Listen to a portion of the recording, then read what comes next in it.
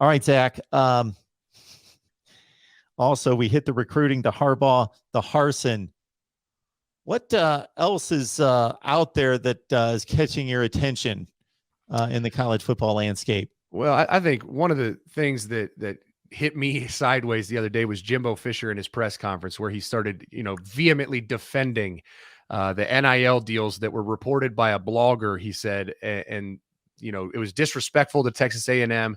It was disrespectful to the recruits that signed and the work his staff put in. And he went on this whole aggressive sob story, and I'm sitting there just laughing, like this.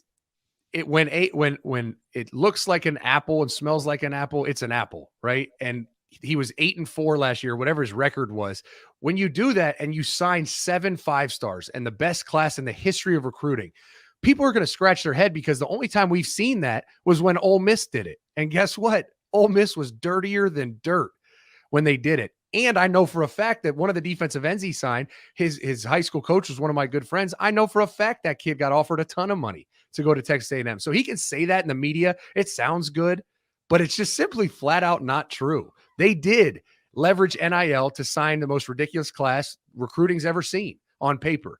And for him to come out and kind of take shots at Nick Saban and Lane Kiffin and reporters, and it's like, wait a minute, but you did. But that is true. You did do that. So, yes, I don't think there's any question that him bypassing the whole money issue and basically saying, hey, we got this amazing university and this fan base and all this, and this is why you'd want to play at Texas A&M. Okay.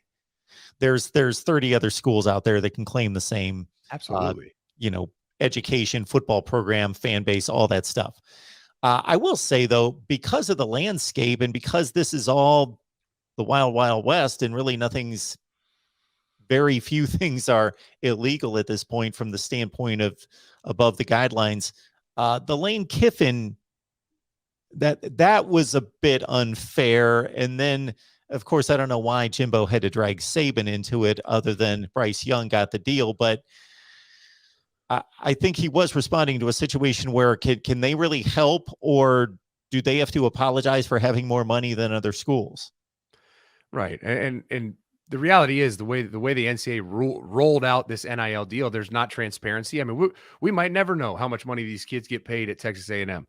And so he can just hide behind the anonymity and kind of the cloak that they don't have to disclose it. The other problem is a lot of these kids can sign. I mean, they're their own entity, right? They can sign a deal, and Jimbo might not know about it.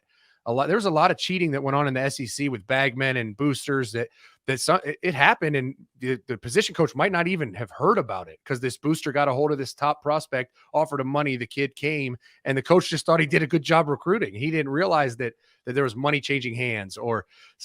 There's so many levels to this, that for him to sit up there and just vehemently deny it and bite back at people about it is like, no, that's just not a good look, in my opinion.